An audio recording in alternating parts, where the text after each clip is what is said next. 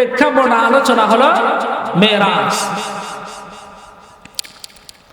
মেরাজ রাসূলুল্লাহ সাল্লাল্লাহু আলাইহি ওয়াসাল্লাম যখন অতি কষ্টের ভিতরে ছিল, যন্ত্রণা আঘাতের উপর আঘাত, সেই সময় মহান মালিক রব্বুল ইজ্জাত তার হাবিবুল্লাহ মুহাম্মদুর রাসূলুল্লাহকে এই জমিন থেকে আরশে আজিমে নিয়ে মহান মালিকের পাশাপাশি বসে কথাবার্তা করেছে। সুবহানাল্লাহ বলেন। রব্বুল ইজ্জাত জিবরাইল আলাইহিস সালাতু ওয়াস সালামকে জমিনে পাঠিয়ে দিলেন যে আমার হাবিবকে খবর দিয়ে আসো, রজব মাসের 26 তারিখ রাত্রিতে মক্কার কাফেররা, সেই কাফেরদের লিডাররা একত্রিত হয়ে পরামর্শ করেছে যে সেই রাত্রিতে আমার হাবিবুল্লাহ মুহাম্মদকে তারা কতল করতে চায়, হত্যা করতে চায়, মাটিতে দাফন করতে চায়। নাউজুবিল্লাহ বলেন। তুমি একটু হাবিবকে সেই রাত্রিতে হাতিমে কাবার কাছাকাছি থাকতে বলো, কাছাকাছি থাকতে বলো। হযরত জিবরাইল জমিনে আসার পর হাবিবুল্লাহকে কথা বললেন। হাবিবুল্লাহ হাতিমে কাবার কাছাকাছি হযরতে উম্মে হানির ঘরে ঘুমায় পড়লেন। সুবহানাল্লাহ বলেন। হাবিবুল্লাহ এখনো পর্যন্ত জানে না যে জিবরাইল এই কথা আমাকে বলল, কি ইঙ্গিত দিয়ে গেল। জিবরাইলের কথা মতো হাতিমে কাবার নিকটবর্তী হযরতে উম্মে হানির ঘরে ঘুমালেন। আর যেই ব্যক্তি হাবিবুল্লাহর মেরাজ নিয়ে আলোচনা করবে, সেই ব্যক্তি যদি উম্মে হানির কথা বাদ দেয় তাহলে মেরাজের আলোচনা সম্পন্ন হলো না।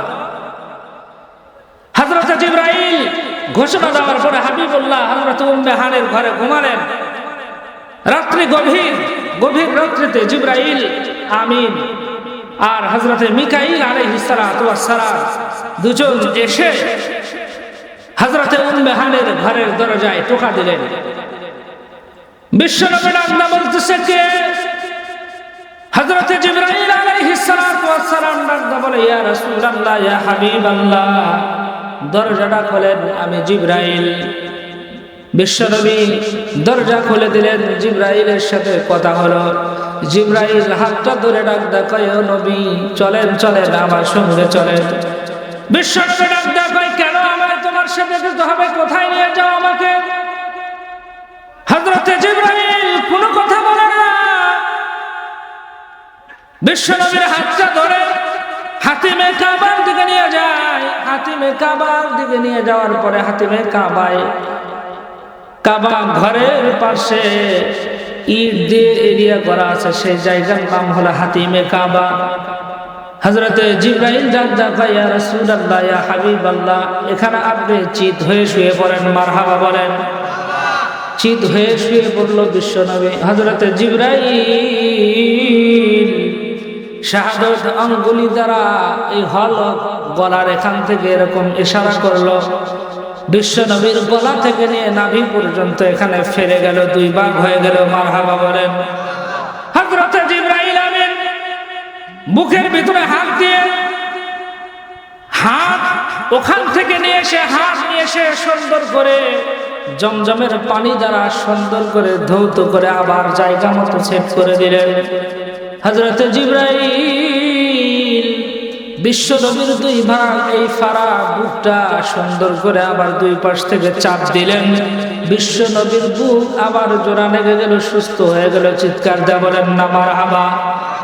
হযরতে জিবরাইল আমিন বিশ্বনবীকে সুস্থ করার পরে বিশ্বনবী উঠে দাঁড়ায় গেল। বিশ্বনবীর হাতটা ধরে ডাক বলতেছে, ইয়া রাসূলুল্লাহ, ইয়া হাবিবাল্লাহ, আপনার জন্য বাহন রেডি হয়ে গেছে, বাহনে উঠে বসেন। বাহনটার নাম ছিল কি বাবা, বলা যাবে কি? একটু বলেন তো সবাই। বাহনটার নাম হলো বরাক। ঘোড়ার থেকে একটু ছোট, গাধার থেকে একটু বড়, এত দ্রুতগামী সেই পশু। চোখের ইশারা, চোখের নজর যত দূর পর্যন্ত যায়, ওই বাহনের ওই বোরাকের 1 কদম এত দূর পর্যন্ত যায়।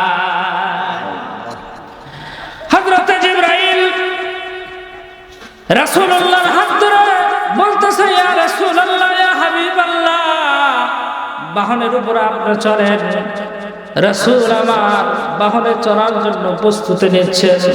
বাহনটা কেমন জানি গোড়ামসি করতেছে। জিবরাইল ধমক দা বলে, এই বুড়া, তুমি কি জানো তোমার পিঠের উপরে এখন কে বসবে? তুমি বেয়াদবি করতেছো কেন?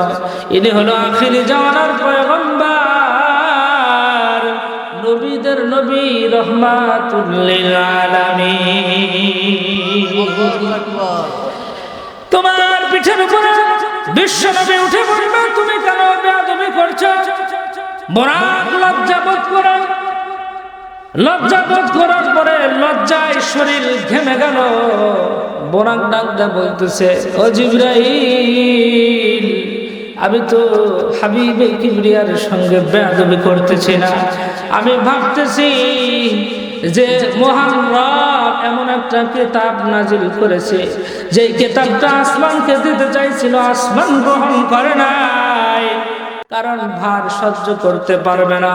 জমিনকে দিতে চাইলো, জমিন গ্রহণ করে নাই। পাহাড়কে দিতে চাইছিল, পাহাড় গ্রহণ করে নাই, কারণ ভার সহ্য করতে পারবে না।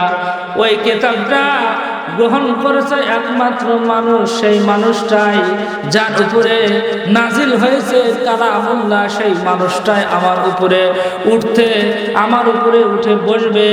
না জানি কতটুকু ওজনের কারণে আমি কি জমিনের ভিতরে ডেবে যাই।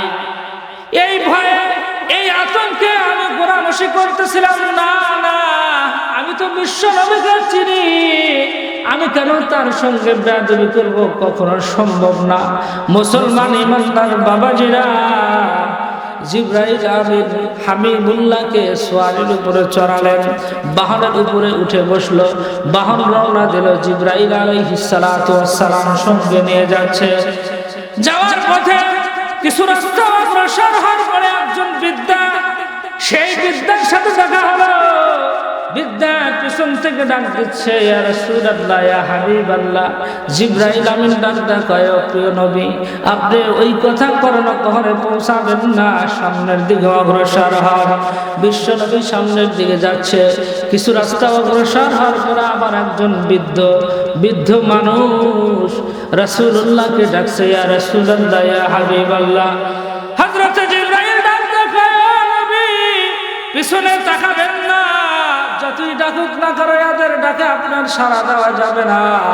বিশ্বনবী ডাকায়, জিবরাইল রে, কেন ডাকা যাবে না? ওরা তো মুরব্বী মানুষ। জিবরাইল ডাক দেখায়, ও নবী, প্রথম নাম্বার যে বৃদ্ধা আপনাকে ডাকলো, ওই বৃদ্ধা হলো এই দুনিয়ার এরকম আকৃতি হয়েছে, বয়স হওয়ার কারণে বৃদ্ধ হয়ে গেছে।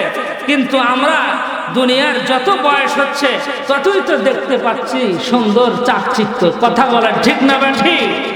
কারণ মানুষ জোয়ান থেকে বুড়া হয়ে যাচ্ছে, কিন্তু দুনিয়ার মহাব্বত কলিজার ভিতর থেকে কখনো ফুরাইতে পারছে না। কারণ যত বয়স হচ্ছে তত দুনিয়ার মহাব্বত ঢুকছে।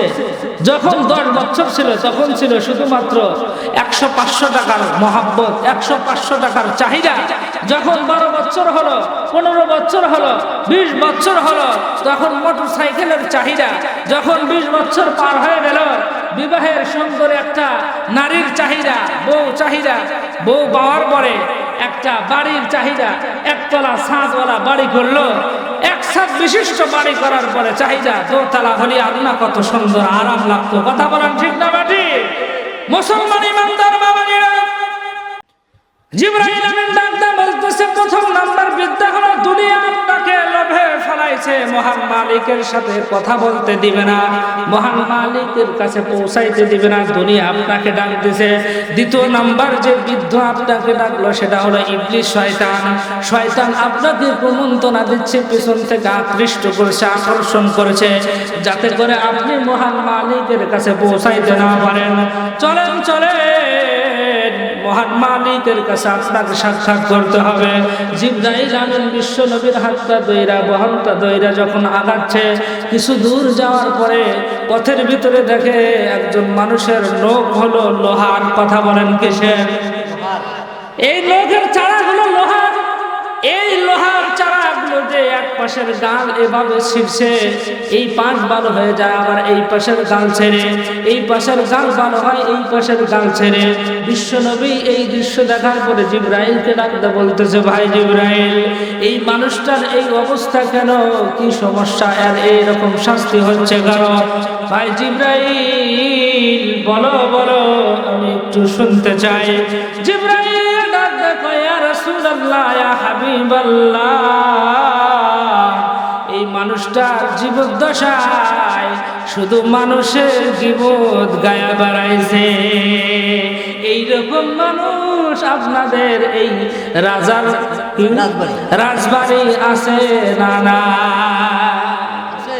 দেখবেন যে মসজিদে নামাজ পড়তে গেছে, নামাজের মাত্র 5 মিনিট আছে, এর মধ্যেই মসজিদের ভিতরে গীবত শুরু হয়ে গেছে। কথা বলেন ঠিক না ঠিক? যেই সমস্ত ভাইরা, যেই সমস্ত মানুষ, এই খাসলত বেশিরভাগ মহিলাদের ভিতরে। মা বোনেরা রাগ করেন না, কারণ এই খাসলত বেশিরভাগ মহিলাদের ভিতরে। একজন মহিলা আর একজন মহিলার কাছে গেলেই একজন আর একজনের নামে গীবত করে। কথা বলেন ঠিক না ঠিক? রব্বুল ইজ্জত বলেন, যে ব্যক্তি গীবত করে, সেই ব্যক্তি যার নামে গীবত করে, যার নামে গীবত করলো, তার আমল নামা যতগুলা গুনাহ রয়ে গেছিল, সমস্ত গুনাহ কেটে গীবতকারীর আমল নামায় লেখা হয়। সুবহানাল্লাহ, নাউজুবিল্লাহ। তাহলে গীবত করা ভালো না খারাপ বলেন? খারাপ। হযরত জিবরাইল